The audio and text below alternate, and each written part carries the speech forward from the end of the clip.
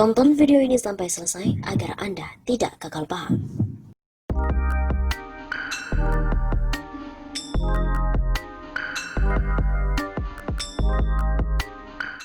KPK akan segera panggil Nadiem Makarim. Komisi Pemberantasan Korupsi (KPK) berencana akan memanggil Menteri Pendidikan dan Kebudayaan Mendikbud Nadiem Makarim untuk menanyakan beberapa hal soal sengkarut dari program organisasi penggerak atau POP di Kementerian Pendidikan dan Kebudayaan. Hal itu disampaikan oleh Wakil Ketua KPK Lili Pintauli Siregar saat menjadi pembuka acara webinar bertajuk Menjaga Integritas dalam Implementasi Kebijakan PPDB yang juga dihadiri oleh Nadiem Makarim pada 29 Juli hari Rabu kemarin.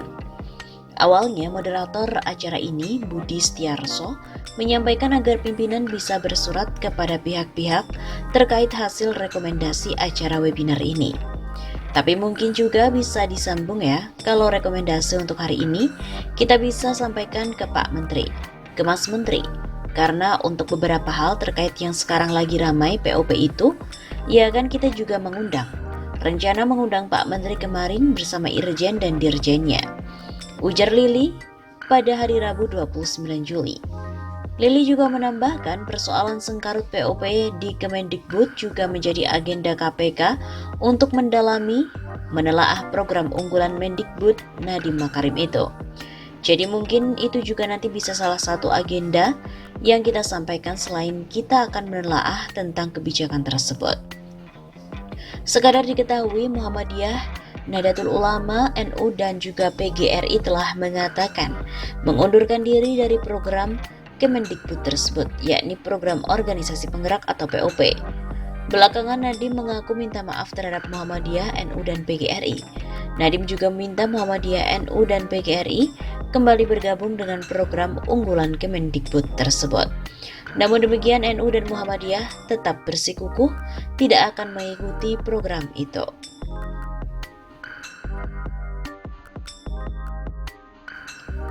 Keanehan POP, program Kemendikbud, bikin heran LP Ma'arif NU. Sudah mundur tapi masih terdaftar.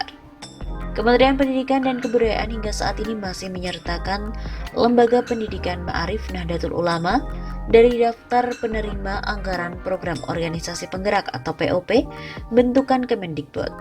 Hal itu disampaikan Ketua Lembaga Pendidikan Ma'arif NU, Arifin Junaidi pada hari Kamis 30 Juli. Ia pun heran lantaran saat ini posisi lembaga pimpinannya sudah mengatakan mundur. Ia juga mempertanyakan apakah semua lembaga yang terdaftar dalam POP akan diguyur anggaran yang bersumber dari APBN. Yang ada di penetapan itu kan organisasi yang lolos untuk memperoleh POP.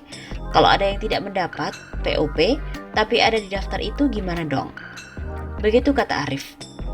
Di sisi lain ia mengaku hingga sebelum memutuskan mundur, pihaknya belum menerima dana yang tercantum dalam program tersebut.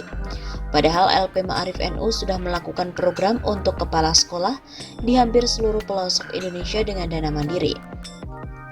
Kalau menggunakan dana sendiri dicantumkan di situ, kenapa tidak juga dicantumkan Muslimat NU, Aisyah, FGM? Organisasi-organisasi ini melakukan kegiatan yang sama dengan dana sendiri.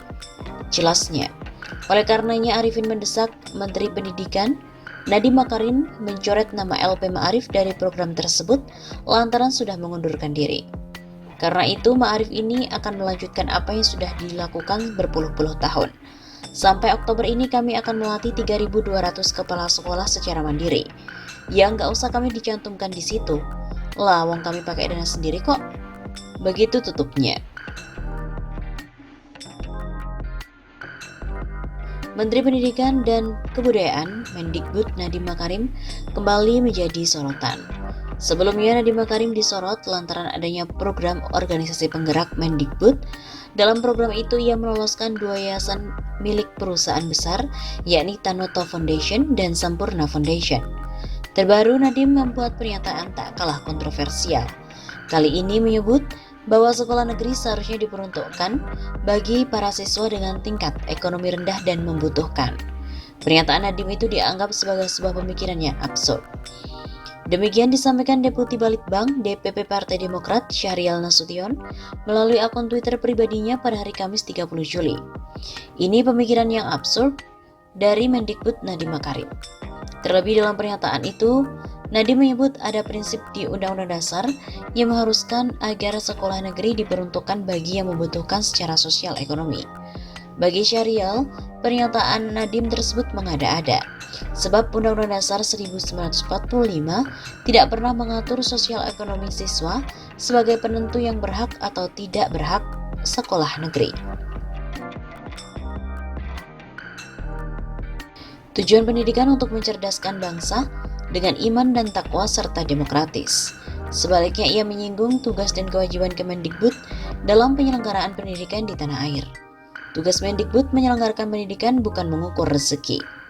Sebelumnya, Mendikbud Nadiem Makarim mengatakan sekolah negeri seharusnya diperuntukkan siswa tingkat ekonomi rendah dan membutuhkan. Secara prinsip Undang-Undang Dasar kita, sekolah negeri itu seharusnya untuk yang paling membutuhkan secara sosial ekonomi.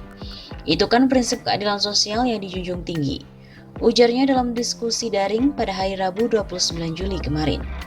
Nadiem menyebut implementasi prinsip itu dirupakan dalam zonasi PPDB yang didasarkan pada jarak sekolah dengan calon siswa. Sayangnya, indikator dalam PPDB memunculkan situasi siswa dengan sosial ekonomi menengah ke atas lebih banyak mengecap pendidikan di sekolah negeri.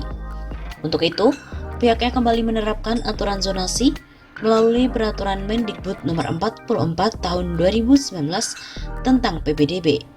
Dalam aturan tersebut, zonasi mencakup paling sedikit 50% dari daya tampung sekolah.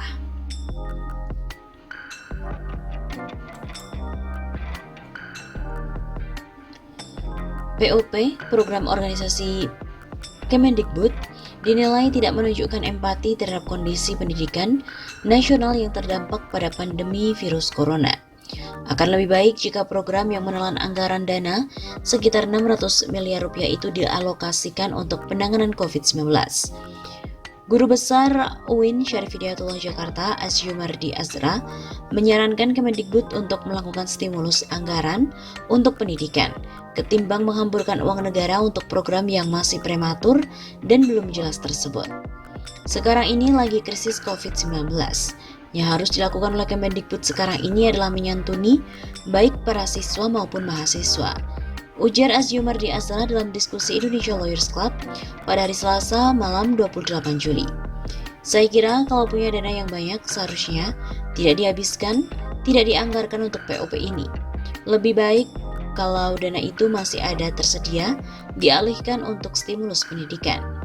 Imbuhnya menegaskan, menurut mantan Rektor UIN Syarif Hidayatullah Jakarta ini, ia merasa heran ketika pendidikan seperti tidak menjadi hal prioritas untuk diperhatikan. Pasalnya, stimulus anggaran di sejumlah sektor telah digelontorkan pemerintah, tapi tidak ada stimulus untuk sektor pendidikan. Kalau kita lihat, untuk bidang kesehatan ada stimulus kesehatan, bidang ekonomi ada stimulus untuk usaha UMKM, tapi untuk pendidikan sama sekali tidak ada dana stimulus pendidikan. Bahkan tidak ada dana kontingensi, dana darurat pun tidak ada. Atas dasar itu, sikap tegas dari PP Muhammadiyah dan juga NU, serta PGRI dari POP Kemendikbud dinilai sudah tepat dan layak diapresiasi.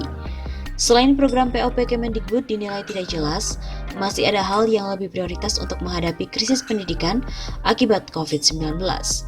Jadi program ini tidak menunjukkan empati pada anak-anak kita. Murid-murid yang berada di lokasi karena kemiskinan, fasilitas tidak punya handphone, laptop, dan sebagainya. Nah, kok bisa-bisanya malah bikin program membagi-bagikan uang. Jadi tidak ada empatinya kepada peserta didik kita. Nah, stimulus pendidikan ini untuk menyelamatkan pendidikan kita dari berbagai krisis COVID-19.